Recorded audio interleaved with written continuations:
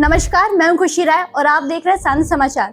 तो अभी हमारे साथ मौजूद हैं कि ऐसे अधिकारी जो ईमानदार, तेज कार्रवाई और भ्रष्टाचार के खिलाफ सख्त रुख के लिए जाने जाते हैं। जी हाँ, ग्वालियर लोकायुक्त पुलिस अधीक्षक डॉक्टर निरंजन शर्मा जी। सबसे पहले तो शर्मा जी मैं आपका स्वागत करती हूँ सानंद समाचार में। Thank you. सबसे पहले मैं आपसे ये जानना चाहती हूँ कि आपने अपनी पढ़ाई विज्ञान में MSc बॉटनी से की है, तो आपको इस विभाग में आने की प्रेरणा कहाँ से मिली?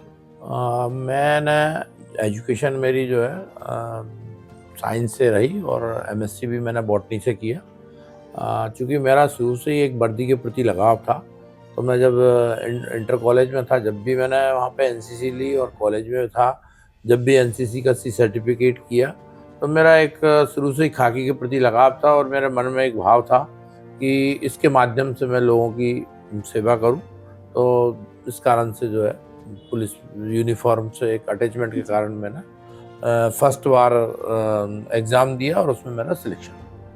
जैसे कि आम आदमी को पुलिस स्टेशन लोकायुक्त की जानकारी थोड़ी कम होती है, तो आखिर लोकायुक्त है क्या और कब से ही अस्तित्व में आया है? लोकायुक्त जो है 1975 में मध्य प्रदेश में लोकायुक्त अधिनियम बना और 1975 के बाद 81 में जो है 1981 में मध्य प्रदेश में लोकायुक्त महोदय की पदस्थापना हुई। जब से सक्रिय रूप से लोकायुक्त संगठन ने काम कर रहा है और लगातार कर रहा है। जैसे कि आम आदमी के साथ या फिर किसी भी व्यक्ति के साथ भ्रष्टाचार या फिर रिश्वत संबंधी जैसी घटनाएं घटित होती हैं, उसको नहीं पता कि इसकी शिकायत कहाँ की जाए, वो इस विभाग के प्रति जागरूक नहीं शायद, तो इसके बारे में आप क्या कहना चाहते हैं? ये बात आपका कहना सही है कि बहुत से लोगों को जानकारी में नहीं है कि शिकायत कहाँ करना चाहिए भ्रष्टाचार की या कोई भी कंप्लेंट की। मगर अभी वर्तमान परिवेश में जो सोशल मीडिया और गूगल के माध्यम से आजकल कहीं भी सर्च करो तो उस पर लोकायुक्त का नंबर मिल जाता है और लोकायुक्त के नंबर पर लोग कॉल करते हैं, तो वो संबंधित जहाँ पर संभाग स्तर पर जो जैसे ग्वालियर में मेरा नंबर है, तो वो वहाँ से डाइवर्ट कर देते हैं कि इस नंबर पे आप बात कर लो, तो उनको उनकी समस्या का हम समाधान भी कर देते हैं और उनको गाइड भी कर देते हैं और उनकी कंप्लेंट पर कार्रवाई भी। जैसे कि केंद्र स्तर पर CBI, CBC और SFIC, वही राज्य स्तर पर सतर्कता विभाग है, तो इन सभी एजेंसियों में और लोकायुक्त में डिफरेंस क्या है, क्योंकि ये सभी भ्रष्टाचार और रिश्वत संबंधी जैसे मामलों की जांच करती हैं? ये सभी एजेंसियां जैसे CBI है तो उसका तो विस्तृत क्षेत्र है और पूरा इंडिया मतलब सेंट्रल की एजेंसी है और वो सभी उस पर काम करती है भ्रष्टाचार व अन्य उनके ऊपर। और लोकायुक्त जो है वो भ्रष्टाचार के ऊपर काम करती है और ये स्वतंत्र एजेंसी है, न्यायिक अर्ध न्यायिक प्रक्रिया के तहत कार्य होता है। और लोकायुक्त महोदय जो है इसमें इसके जो मेन लोकायुक्त होते हैं वो सुप्रीम कोर्ट के जो रिटायर्ड जज होते हैं या हाई कोर्ट के जस्टिस होते हैं, वो लोकायुक्त महोदय होते हैं। उनके मार्गदर्शन में, उनकी देखरेख में लोकायुक्त संगठन की कार्रवाई की जाती है। जब आप किसी सरकारी अधिकारी कर्मचारी पर रेड करते हैं तो किसी भी प्रभावशाली व्यक्ति का बचाव के लिए अनुशंसा आती है, तो आप उसको कैसे डील करते हैं? चूँकि लोकायुक्त संगठन जो है त्रिस्तर पर काम करता है, जो लोकायुक्त महोदय हैं और फिर हमारा विशेष पुलिस स्थापना है, तो मुख्यालय के द्वारा ही पूरे जो जितनी भी कार्रवाइयाँ होती हैं हमारे यहाँ पे, जैसे कोई कंप्लेंट भी आती है तो हम पहले मुख्यालय भेजते हैं, वहाँ से अनुमोदन लेने के बाद ही कार्रवाई होती है। हमारे यहाँ कोई सीधे निर्णय नहीं लिया जाता, तो ये सभी लोगों को मालूम भी है, इसलिए कोई मतलब इस प्रकार का प्रयास भी नहीं करता, और प्रयास करता है तो उसको मालूम है कि चूँकि मुख्यालय स्तर पर निराकरण होता है, निर्णय लिया जाता है, इसलिए कोई इंटरफेरेंस नहीं होता और स्वतंत्र जांच और स्वतंत्र कार्रवाई होती है।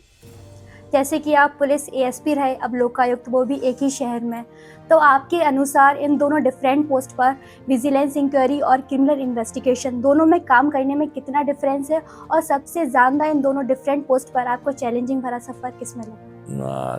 नहीं, दोनों में ही चैलेंजिंग के साथ तो एक मतलब जो है आनंद भी है, मगर अब जो अपने काम में अगर कोई अपने आनंद ढूंढता है तो चूँकि ग्वालियर में रह के यहाँ पे जो क्रिमिनल एक्टिविटीज़ के प्रति जो कार्य किया उसमें भी एक चार्मिंग है, और जहाँ के काम करने का जो मौका मिलता है, शायद मैं नहीं समझता कि मध्य प्रदेश में ऐसा मौका कहीं पे काम करने का मिले, जहाँ पे हर फील्ड में हर अलग अलग सेक्शन में काम करने का मौका मिलता है। तो यहाँ इसलिए अधिकांश जितने भी आईपीएस प्रोबेशनर या डीएसपी जो ट्रेनीज होते हैं उनको भेजा जाता है शासन द्वारा, जिससे कि उन्हें हर क्षेत्र में काम करने का मौका मिले।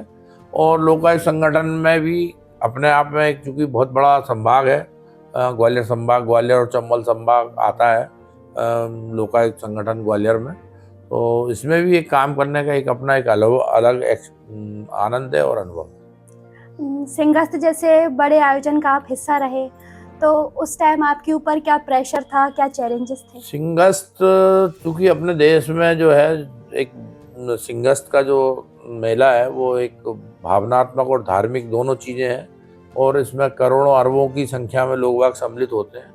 तो एक इतना बड़ा आयोजन करने के लिए 2 साल पहले से ही गवर्नमेंट शासन द्वारा पूरी विधिवत एसओपी बनाकर एक सभी डिपार्टमेंटों के माध्यम से एक योजना बनाई जाती है, और एक कार्य योजना के तहत लोगों का किस प्रकार से मोबिलाइजेशन होगा। मेन तो चूँकि करोड़ों की संख्या में जब भीड़ आती है तो उनको कैसे मोबिलाइजेशन करना है, तो उसका एक अनुभव एक अलग ही अनुभव है, और अलग अलग जाकर वहाँ पे देखने को भी मिलता है और एक सेवा करने का ही मौका मिलता है लोग। जैसे कि मंडला में आप नक्सलाइट क्षेत्र में आप पदस्थ रहे, तो जब आम शहर में काम करने में और नक्सलाइट एरिया में काम करने में ड्यूटी में कितना डिफरेंस है? मैं जो है बस्तर में भी रहा और मंडला में भी रहा। बस्तर में जो है मैं ओरछा जो है वहाँ पे अबूझमाड़ क्षेत्र कहलाता है, वहाँ पर भी मैंने काम किया। तो वास्तविकता में नक्सलाइट क्षेत्र में काम करना एक दुर्गम और बड़ा कठिन और साहसपूर्ण काम है, क्योंकि वहाँ पे नक्सलाइट क्षेत्र में अपन फैमिली के साथ नहीं रहते, अकेले कैंप में रहना पड़ता है, और वहाँ पे टोटली जंगल सर्चिंग और जंगल में ही ऑपरेशन होते हैं। तो वो एक बड़ा कठिन और दुर्गम काम है। और जहाँ फील्ड में तो चूँकि जहाँ अपने फैमिली के साथ भी रहते हैं और जहाँ एक आम आदमी के सहयोग से सभी काम हो जाते हैं, तो वहाँ पे ज़रूर नक्सलाइट क्षेत्र में एक बड़ा कठिन काम है काम करना, और एक वहाँ की एक अलग ही अनुभूति है। जैसे कि सोसाइटी पैसे से नहीं, डर से नहीं, सोच से बदलती है सर, तो भ्रष्टाचार की जड़ क्या लालच, मजबूरी या फिर सिस्टम की खामियां हैं? भ्रष्टाचार जो है, भ्रष्टाचार लालच एक बहुत बड़ा कारण है लालच का, और भ्रष्टाचार खत्म करने के लिए मेरा मानना ये है कि इसमें जो है कानून नहीं है, कानून से हम भ्रष्टाचार खत्म नहीं कर सकते।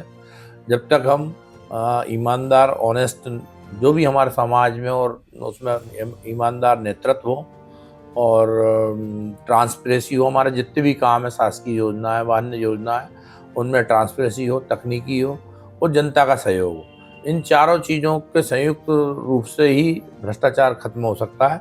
बाकी का कानून के डर दिखाकर अपन भ्रष्टाचार को खत्म नहीं कर सकते। मैं आपसे ये पूछना चाहती हूँ कि आपने एसपी से एएसपी तक का सफर तय किया है, तो आपको तो पता ही है कि पुलिस विभाग में उसकी खूबी और कमियां क्या है। जब पुलिस विभाग पर भ्रष्टाचार और रिश्वत संबंधी जैसे कई बार अपराध ऐसे लगे हो, अब तो आप स्वयं खुद भ्रष्टाचार निरोधी तंत्र का हिस्सा हैं, तो जो पूर्व में जो मामले हुए हैं आप उसकी कार्रवाई खुद करेंगे या फिर जो नहीं, चूँकि लोकायुक्त संगठन जो है एक अलग से संगठन है, पुलिस से इसका कोई विशेष पुलिस स्थापना वो है ये लोकायुक्त जो है, तो इसका हमारा पुलिस डिपार्टमेंट से जो है पुलिस की शिकायतों से कोई अलग, इसमें तो कोई भी अगर कंप्लेंट अलग से आती है और कंप्लेंट आने पर संज्ञान में आने पर वरिष्ठ हमारे मुख्यालय से अनुमति लेकर फिर उसमें कार्रवाई की जाती है।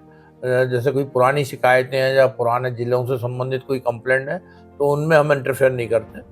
जो फ्रेश जब पुरानी अगर वो वहाँ से वहाँ के जो पुलिस अधीक्षक हैं और वो रिकमेंडेशन करके भेजते हैं कि लोकायुक्त से जांच की जाए तो फिर जांच की जाती है। जैसे कि सर आप अनुभवी पुलिस अफसर हैं और आज का युवा जो विभिन्न पदों पर एग्जाम देकर आता है और उसी दौर में अभी सोशल मीडिया के दौर में रील का चलन ज़्यादा चल गया है, तो आप उसको कैसे देखते हैं? क्या वे लापरवाही अधिकारी के रूप में है? नहीं, लापरवाही तो नहीं। आजकल चूंकि सोशल मीडिया का ज़माना है और सोशल मीडिया के माध्यम से आज जितना भी समाज है और देश है और विदेश में सभी लोग सोशल मीडिया से जुड़े हुए हैं। मेरा तो सभी से अपील है कि एक टाइम दें, निश्चित टाइम दें कि 1 घंटा अपने को रील में देना है या मतलब 1 घंटा सोशल मीडिया को देना है। ऐसा नहीं हो कि आप पूरा दिन ही रील के चक्कर में मतलब बाकी के काम नहीं कर पाओ।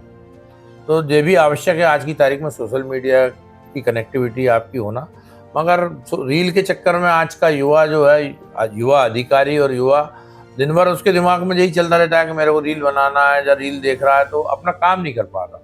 अपना काम के साथ साथ यदि कोई अच्छा समाज को मैसेज देना है और कोई अच्छा वो है, और यूनिफॉर्म, पुलिस यूनिफॉर्म के लिए तो रील का मतलब वरिष्ठ अधिकारियों के द्वारा भी ऐसे परिपत्र जारी किए गए हैं अभी कि बिना वरिष्ठ अधिकारियों के आदेश के बिना कोई रील नहीं बनाई जाए, नहीं तो उनके विरुद्ध अनुशासनात्मक कार्रवाई की जाएगी।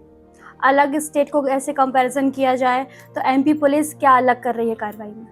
एमपी पुलिस की तुलना अगर अपन अदर स्टेट से करते हैं तो एमपी पुलिस सहज, सरल और एक आम आदमी की पहुंच तक है। अन्य स्टेट की पुलिस में वहाँ के सिस्टम और वहाँ के उसके अनुसार इतनी सरल मेरे को नहीं लगती कि वहाँ की पुलिस इतनी सरल और सहज है। यहाँ पे हमारे कांस्टेबल से लेके डीजीपी तक साहब जो है छोटी सी छोटी घटनाओं को ऑब्जर्वेशन करते हैं और अगर ज़रूरत पड़ती है तो इंटरफेयर करते हैं। जैसे अभी नक्सलाइट क्षेत्र में हमारे सब इंस्पेक्टर की डेथ होने पर हमारे पुलिस के वरिष्ठ अधिकारी, हमारे मध्य प्रदेश के मुखिया, यहाँ पे मध्य प्रदेश के मुखिया से लेके नीचे तक हर स्तर पर सभी लोग संवेदनशील हैं और जहाँ ज़रूरत पड़ती है वहाँ सभी लोग इंटरफेरेंस करते हैं। और मेरे को मतलब मध्य प्रदेश में बड़ा सरल और सहज और इजीली लगता है कि यहाँ पे आम आदमी के लिए सहज उपलब्ध है सभी लोग। धन्यवाद शर्मा जी, आपने अपना कीमती वक्त शांत समाचार को दिया है। ऐसे ही खास बातचीत सुनने के लिए जुड़े रहिए हमारे साथ शांत समाचार के साथ। धन्यवाद। नमस्कार।